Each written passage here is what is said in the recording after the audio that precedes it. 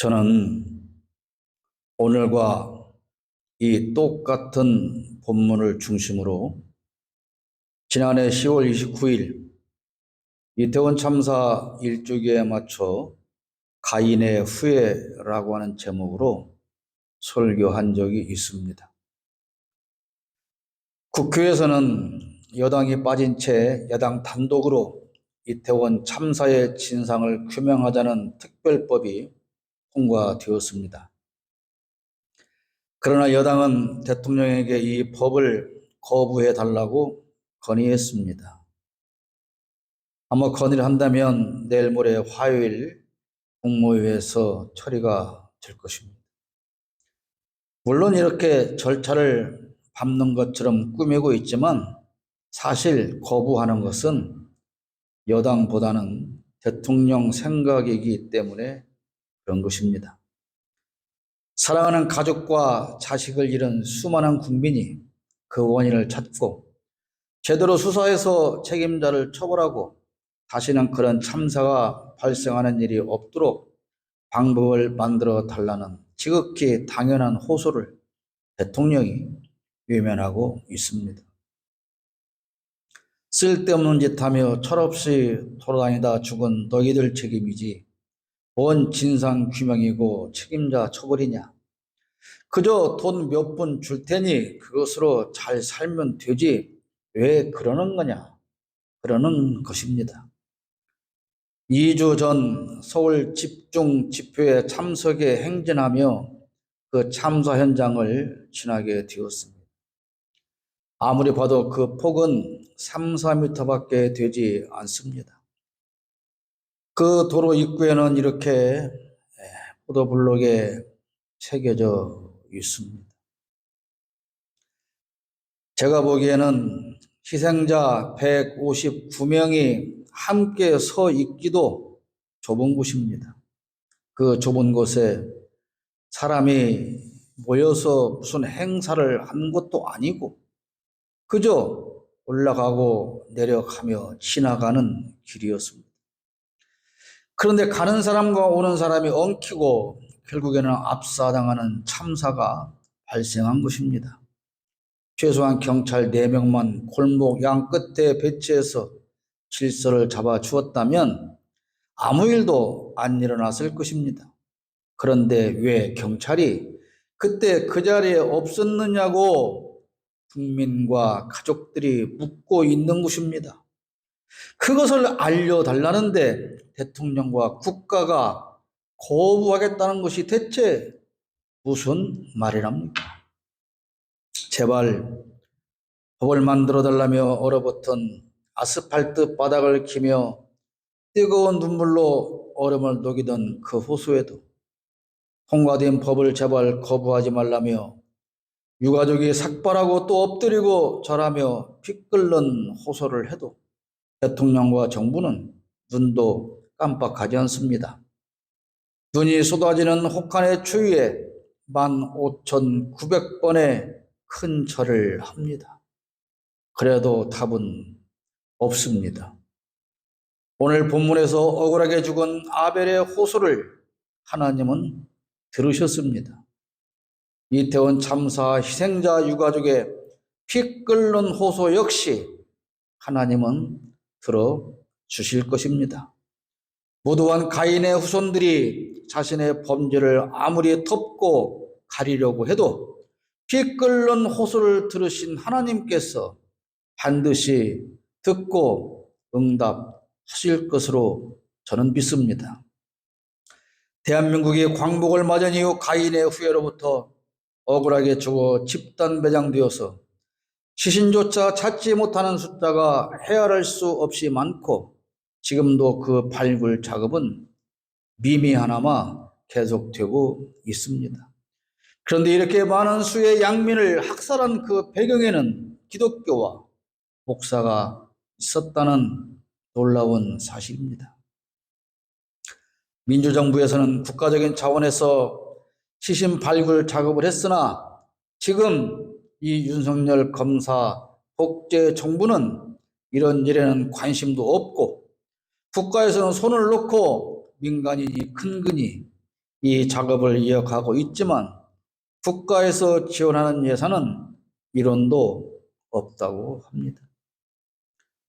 대통령 부인이라고 하는 범죄 혐의가 아주 짙은 한 여자로 인해서 나라 전체가 소란하기 짝이 없고 대통령과 정부 그리고 여당과 경찰, 검찰과 언론에 이르기까지 이 한 여자를 보호하는 것이 국가의 가장 중요한 일이 되었고 정치도 민생도 정책도 다 사라지고 없습니다. 가인은 인류 역사상 첫 번째로 기록된 살인자입니다. 그럼 가인은 왜 아벨을 죽였을까요? 아벨의 제사는 받아들여지지 않고 아벨의 제사는 받아들여지고 자기의 제사는 거부되었기 때문이라고 성경은 기록하고 있습니다. 왜 가인의 제사는 거부되었는지 그 직접적인 설명은 성경에 기록되지 않았습니다. 여러 신학자가 이런저런 신학적인 해석을 내놓고 있을 뿐입니다.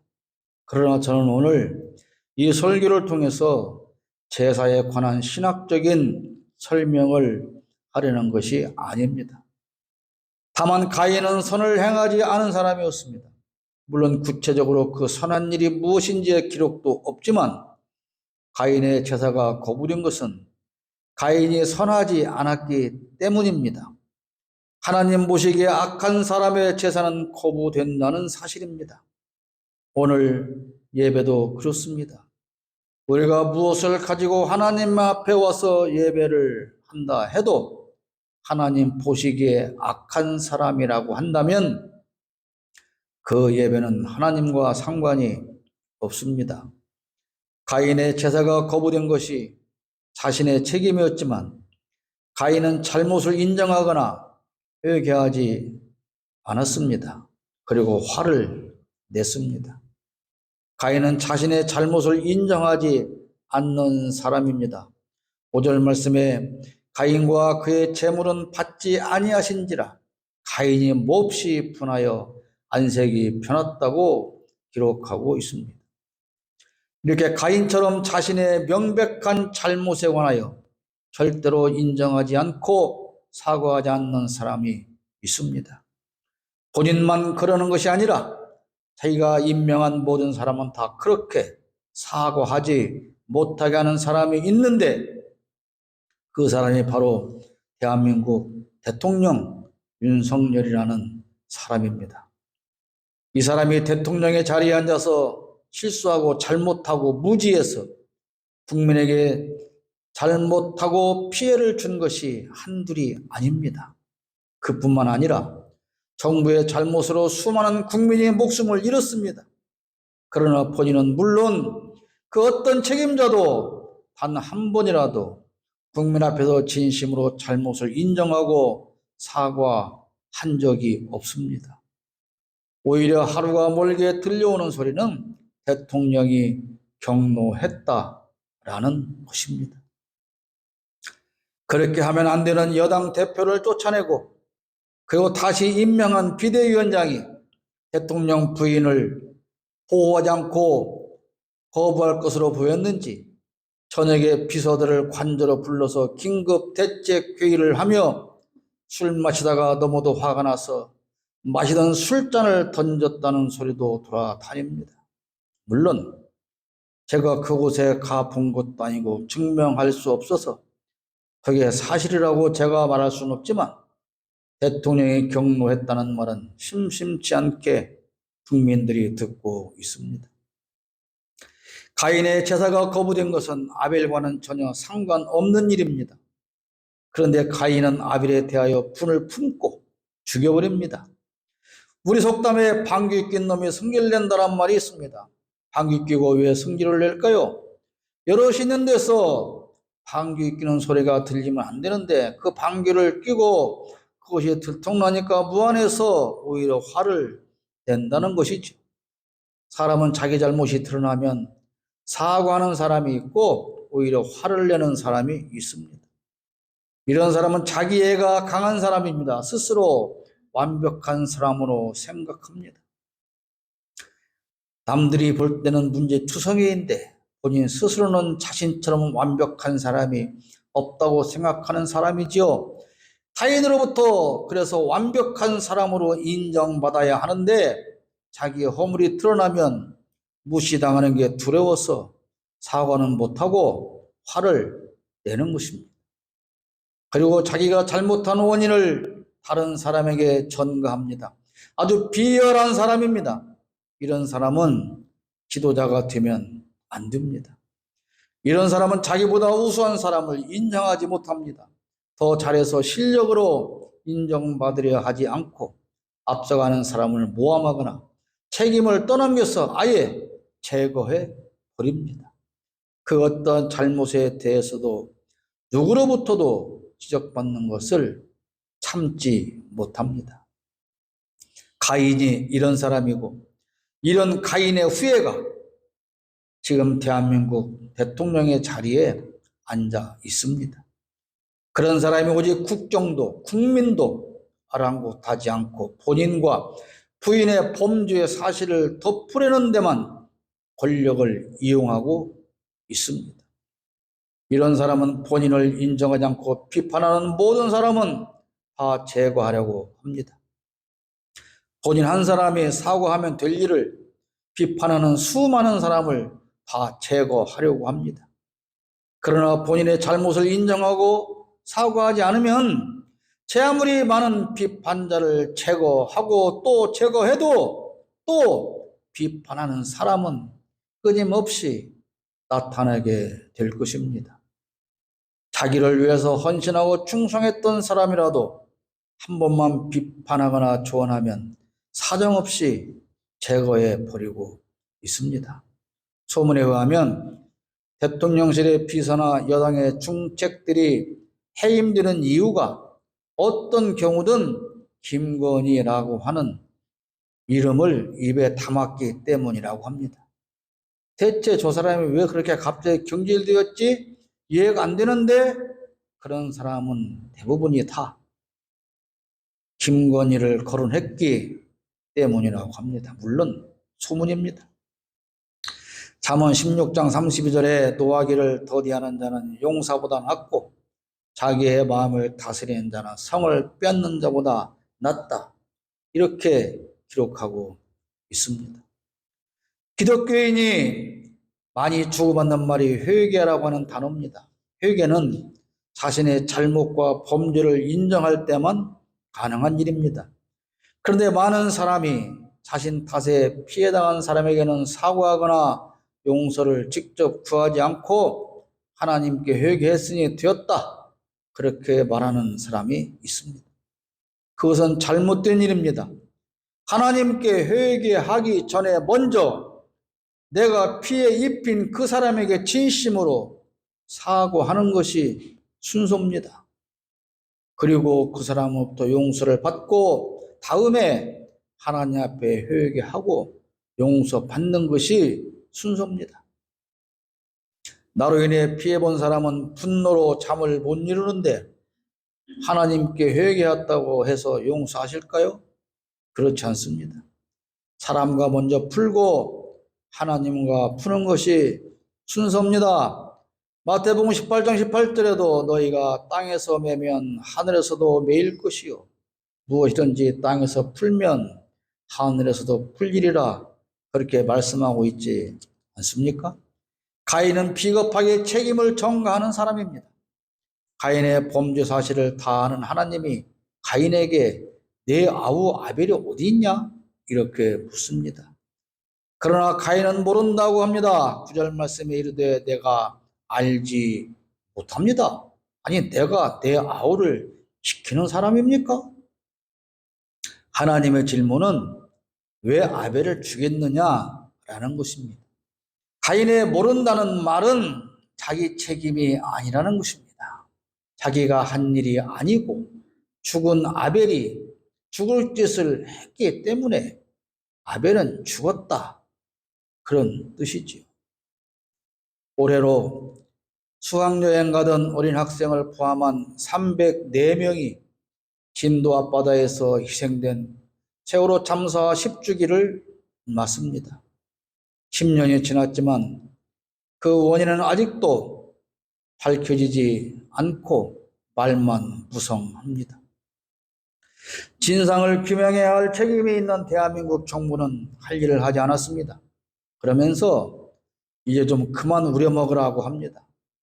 아니, 누가 무엇을 우려먹고 있다는 말일까요? 일부 국민은 또 그렇게 말합니다. 수학여행 가다가 배 사고 나서, 교통사고 나서 죽은 것이 왜 국가의 책임이냐? 그렇게 따집니다. 진상규명과 안전한 나라를 만들자는 의미로 가슴에 노란 배지를 달고 다니면 그 사람을 향해서 빨갱이라고 합니다. 이런 말 하는 사람 중에 기독교인이 제일 많이 있다는 것은 큰 비극이 아닐 수가 없습니다. 대전시에서는 2020년부터 매월 4.16 추모 행사를 지원하는 조례를 만들고 예산을 지원해 왔는데 올해는 그 예산을 전액 삭감했다고 합니다. 왜 그랬을까요? 짐작이 되지 않습니까? 그리고 어느 단체가 이태원 참사 기념 행사를 위해서 공공기관의 행사장 대관을 신청했는데 거절했다고 합니다. 거절한 이유가 민감한 사안이기 때문에 공공시설을 대관할 수 없다, 그랬다는 것이죠. 국민이 집단 희생된 추모 행사가 왜 민감한 사안이란 것일까요? 국민을 위해서 국민이 세금 내서 만들어 놓은 그 공공시설을 국민이 죽은 것에 대한 행사를 하겠다는데 민감한 사안이라 안 된다. 이게 오늘 대한민국 정부의 가치관이고 현실입니다. 이태원 그 좁은 골목에서 희생된 사람을 향해서는 왜 그곳에 놀러가서 죽었냐고 합니다. 이들을 외면하고 눈물로 호소하는 가족을 향해서도 막말을 합니다. 여기에도 기독교인들이 가장 많이 참여하고 있습니다. 지난 여름 충주 지하차도에서 홍수에 갇혀 희생된 17명의 국민에 대해서도 정부는 물론 지자체에 아무도 책임지지 않습니다. 왜 그런 참사가 발생하게 되었느냐? 그것이 국민이 국가에 던지는 질문인데 국가는 이렇게 말합니다. 내가 알지 못합니다. 내가 국민을 지키는 자입니까? 아벨이 어딨는지 내가 알지 못합니다. 내가 아벨을 지키는 자입니까? 라는 그 말과 전혀 다르지 않습니다. 가인은 형으로서 동생을 지켜야 할 책임이 있습니다. 그런데 죽여놓고서 항변합니다. 내가 왜 그를 지켜야 합니까? 국가는 국민을 지켜야 할 무한한 책임이 있습니다. 그걸 위해서 세금 걷어 월급 주는 겁니다. 그런데 그들은 이렇게 항변합니다. 내가 왜 국민을 지켜야 합니까? 내가 국민을 지키는 자입니까? 국민을 지키는 자가 아니라면 당장 그 자리에서 내려와야 하는데 내려오라고 외치는 국민을 향해서 공산 전체주의 세력의 선동이라며 경찰을 동원해서 막습니다. 국민의 혈세를 받아먹고 사는 자들이 범죄의 카르텔을 만들어 끼리끼리 지키고 대통령과 정부와 여당과 경찰, 검찰이 대통령의 부인 한 사람을 지키는 일에 매진하고 있습니다. 그러면서 그렇게 말합니다. 내가 김건희를 지키는 사람이지 국민을 지키는 사람입니까? 대통령도, 정부도, 여당도, 여당의 대표도, 경찰도, 검찰도, 언론도 다 지금 그렇게 말하고 있지 않습니까? 우리가 김건희를 지켜야지 왜 국민을 지켜야 합니까? 그러고 있는 것이지요. 국민 수만 명이 모여서 범죄자 김건희를 처벌하라고 외치는데 셀 수 없이 많은 숫자의 경찰이 그 김건희 한 사람을 지키느라 국민에게 눈을 풀아리고 집회를 못하게 하고 극우 꼴통들을 동원해서 떠들게 하고 귀가하는 버스를 타기 위해서 그 버스를 찾아가는 인솔자의 안내 깃발조차 무엇이 그렇게 무서운지 못 들게 하고 길을 막습니다.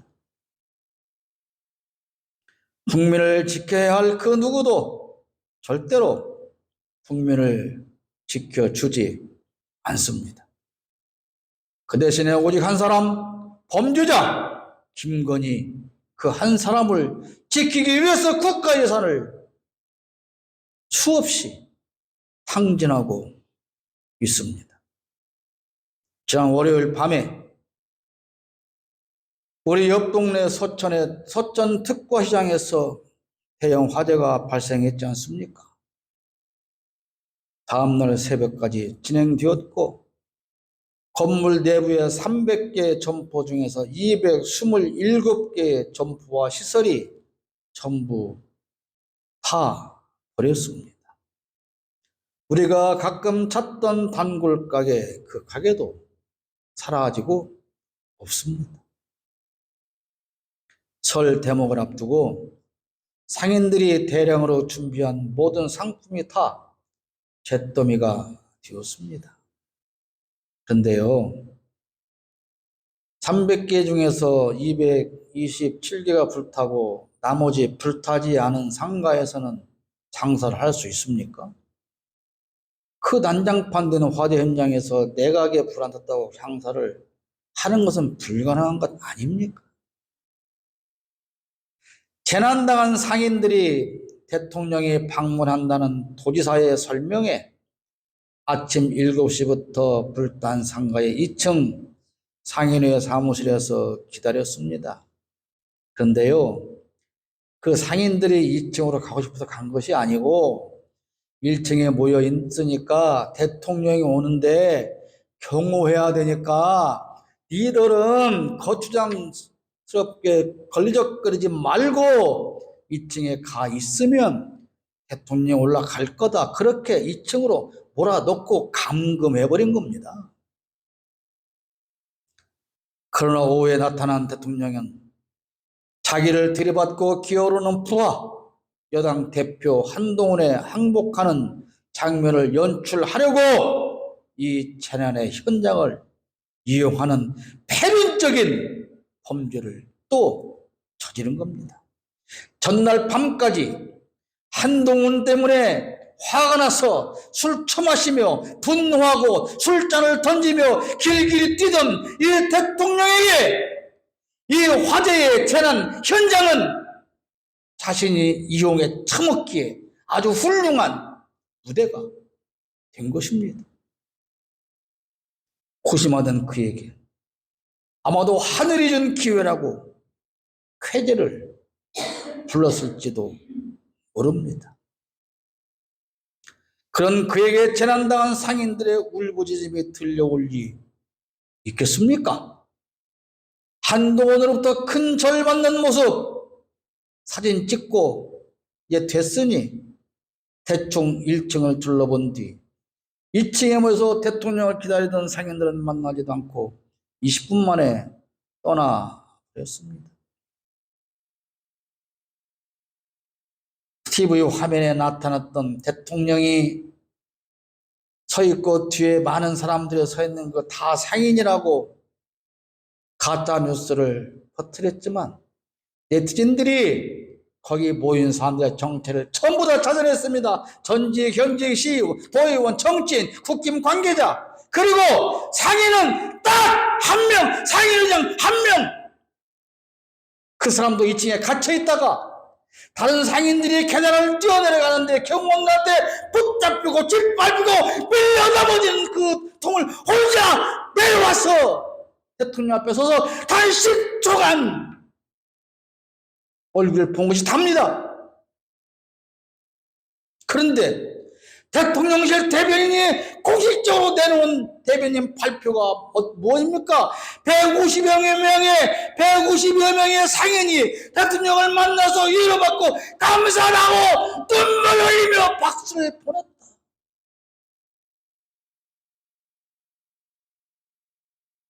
일국의 대통령실에서 공식적인 대변인의 브리핑이 이렇게 국민에게 사기를 치고 하루도 안 돼서 다 드러날 일을 저지르고 있어요.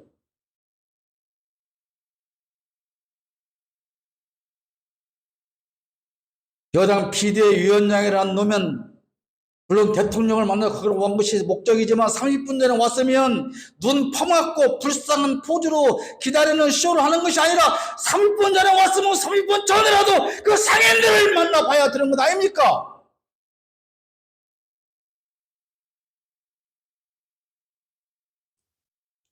대통령과 정부와 정치인들이 국민을 외면하고 거짓말만 합니다. 피 끓는 국민의 호소 따위는 관심 없고 아예 귓구녕을 쳐 닫았습니다. 아마 상가가 불타서 잿더미가 된 것도 상인 니들의 잘못이지. 그런데 왜 대통령과 정부가 책임져야 해? 아마 그럴 것입니다. 그들은 죽은 자의 호소도 산자의 피 끓는 호소도 죽은 자의 호소도 산자의 피 끓는 호소도 다 외면합니다. 그리고 말합니다. 뻔뻔하게 말합니다. 왜 내가 국민을 지키고 책임져야 하냐? 그렇게 말합니다. 하나님은 억울하게 죽은 아벨의 피 끓는 호소를 들어주셨습니다. 그리고 셋을 보내주셨습니다. 셋을 통해서 하나님의 계획을 이어가셨습니다. 멀리 갈 것도 없이 아직도 세월호 가족의 피 끓는 호소는 진행 중입니다. 12구 이태원 참사 유가족이 절규하고 있습니다. 오송 지하차도 참사 유가족도 마찬가지입니다. 억울하게 탄압당한 사람들과 대목 장사를 앞두고 삶의 터전을 잃고 하소연하는 저 상인들의 피 끓는 호소도 대통령과 정부는 외면하지만 그러나 전능하신 자비로우신 하나님은 반드시 들어주실 것으로 저는 믿습니다. 당연히 책임져야 할 대통령과 정부와 정치들은 뻔뻔하게 대가리 쳐들고 오늘 또 이렇게 말합니다. 내가 국민을 지키는 자입니까? 나는 국민을 지키는 자가 아니고 너희들을 밟고 군림하는 자다. 나한테 호소하지 마라. 우리 귀에 그따위 소리는 들리지 않고 듣지 않는다. 그는 나에게 책임 묻지 마라. 나는 범죄자, 내 아내만 지키는 사람이야. 그걸 위해서 대통령이 된 거야. 그러고 있다고 국민들은 대부분 그렇게 생각하고 있지 않습니까? 그러나 여러분, 전능하신 우리의 하나님은 억울하게 죽어 땅에 묻힌 채 피 끓는 호소를 그치지 않은 아벨의 그 호소를 들어주셨습니다. 비록 대통령과 국가가 외면한 우리 국민의 호소이지만 전능하신 자비로우신 하나님은 반드시 다 들어주시고 해결해 주실 것을 저는 믿습니다.